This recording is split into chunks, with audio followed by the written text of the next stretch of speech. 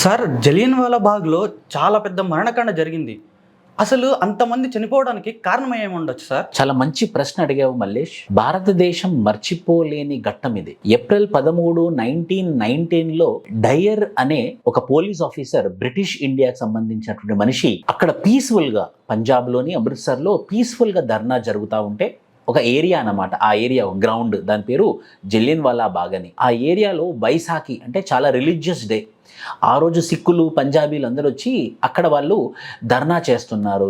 ఎందుకు అనంటే స్వతంత్ర సమరయోధులైనటువంటి సైఫుద్దీన్, సత్యపాల్ వీళ్ళిద్దరిని అరెస్ట్ చేయడం ఎందుకు అనంటే వీరు రౌలెట్ యాక్ట్కి అగెయిన్స్ట్గా వీళ్ళు చాలా పెద్ద మూమెంట్ తీసుకొచ్చారన్నమాట.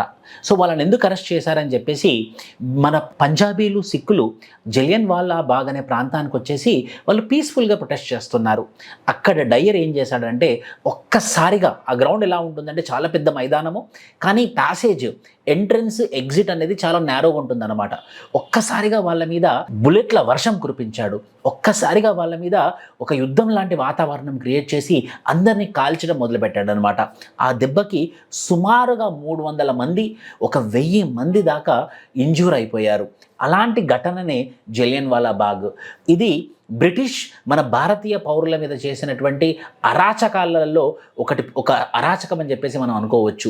అందుకోసము ఏప్రిల్ 13 ప్రతి సంవత్సరము జలియన్వాలా బాగ్ని మనం గుర్తు చేసుకుంటూ బ్రిటిష్ చేసిన అరాచకాలకు అగెయిన్స్ట్గా మనం ఈ రోజుని మనం గుర్తు చేసుకుంటాము. Thank you. జై హింద్.